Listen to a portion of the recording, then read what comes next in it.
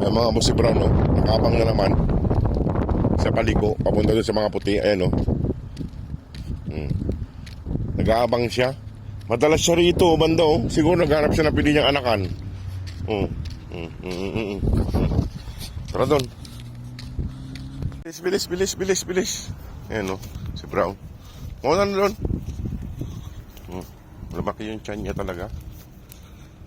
Mauna na doon. Huwag muna akong hintayin. Ayan, malapit na kami mga boss, oh. Ayan, oh.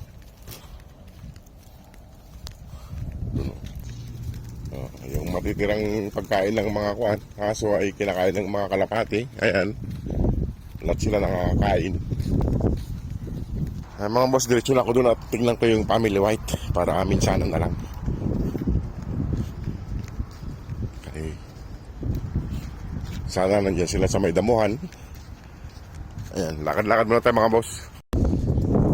Dalawa lang sila rito. Si Milky tsaka si Ivory. Si Sleepy wala rito. Ayan. Tignan ko lang doon, baka nandun sa kabila. At lakad-lakad muna tayo mga boss. Tignan natin doon nandun. Baka kasama na naman ni Mama Dug yun, eh. Wala rito, eh. Wala rito si Sleepy tsaka si Mama Dug. Kahapon wala rin si Mama Dug, di ko nakita. Ngayon wala na naman siya. Hanapin lang natin. Ay mga boss, wala si Kwan dito. Ito yung tambayan nila. Wala si Sleepy rito tsaka si Mama Dug. Kaya madalas silang tumambay dito mga boss. Kaya may tubig dito bando. May tagas yung tubo dyan. Tara na, kumain na kayo.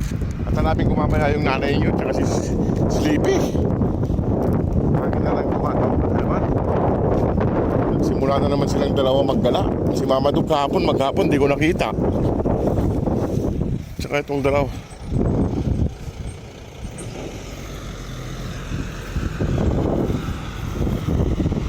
Palipasin ko lang yung mga sakyan. Alina. Bilisan nyo. Milky, no?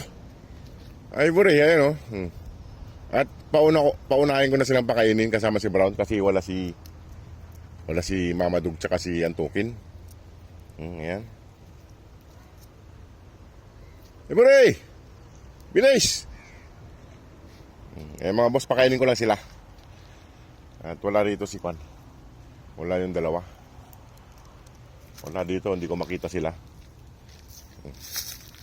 Ikaw mapusa, magtago ka, habulin ka ng mga to. Malamang kasama na naman ni Mama Dug yun. Magtago na. O sige mga boss, at pakainin ko na sila, dalhin ko na sila doon. Ayan.